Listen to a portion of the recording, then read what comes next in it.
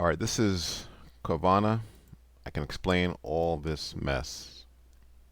This is the monthly chart, and it did hit a bottom sub $10, and it gave buyers a huge opportunity to go long if they saw the setup.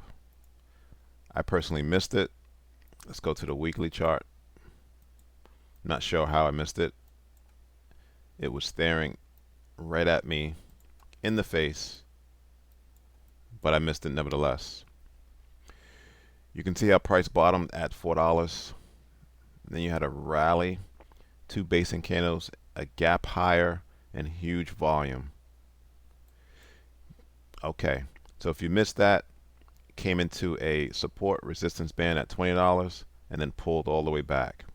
Where to? The origin of the gap. Also the origin of the weekly buyer's level down at $7.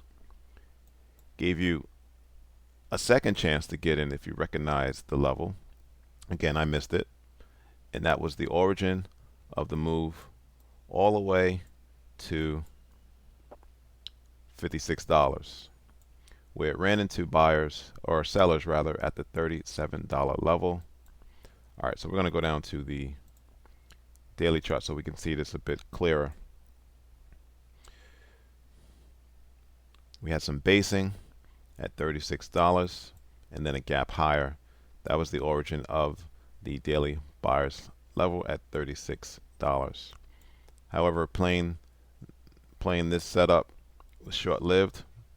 The reward to risk ratio, not the greatest, maybe a 2-to-1, as price ran into a daily seller's level. This was the origin of the daily seller's level that was formed back in May. It worked out once, and it worked out a second time. But then, prior to that, you had another level formed, daily seller's level formed, back in April. So, again, going long here, your reward to risk is not favorable, as you were going up against two daily sellers level, and we're getting reaction as well once again. All right, so what's the latest news concerning Carvana? Well, it's dealing with several items. This article is coming from investing.com. Carvana stock surges amid stronger retail sales and high short interest. And that was really the origin of the move higher from the $4 level. And that was primarily doing with the restructuring of their debt, really postponing the amount of money that they have to pay back on their debt. All right, so let's get into the article. Online used car Carvana experienced a substantial 12% uptick yesterday, Thursday. The surge occurred within a backdrop of a short interest in the company's shares. Now, really, a high short interest is anything over, say, 20-30%. You also had a couple of other tailwinds. You had August robust retail sales, and you had this now United Auto Workers strike, which took place starting at midnight on Friday. So August retail sales data revealed 0.6% month-over-month increase, outpacing analysts' predictions of a mere 0.1% growth. Auto dealer sales showed both monthly and annual growth, recording over 100 billion in sales compared to 124 to 125 billion in July and August of last year. Now again, what is this doing? Again, now you have the UAW strike taking place, and that's going to be benefiting Carvana, which sells used cars, as if there are no new cars to buy, they're going to resort to used cars. Again, potentially leading to a shortage of new cars or higher prices, which could steer consumers towards the more affordable used car market. So it's all about a supply and demand. Less cars, more people buying those less cars, prices go up, they got to resort to used cars. Carvana's notable short stock rise can also be linked to its high stock interest. In this case, 30% of the outstanding shares are still short, representing 45% of its publicly traded float. This is huge. This is huge. Despite this recent surge, Carvana continues to wrestle with considerable challenges. Again, we're going to talk about their debt.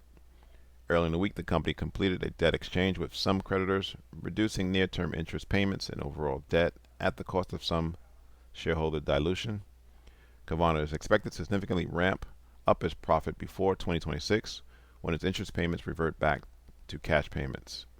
Therefore, despite the positive market response, investing in Carvana remains a high-risk venture. Now, regarding the charts, unless you have a longer term outlook, playing the short game right now, you're going to see price kind of bouncing between, say $40 and $70, which is why, you have to wait for a breakout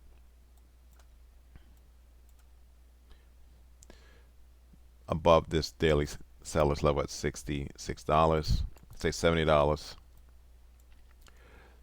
because the next target would be $100. Now again, playing the long game, if we scroll up to the monthly chart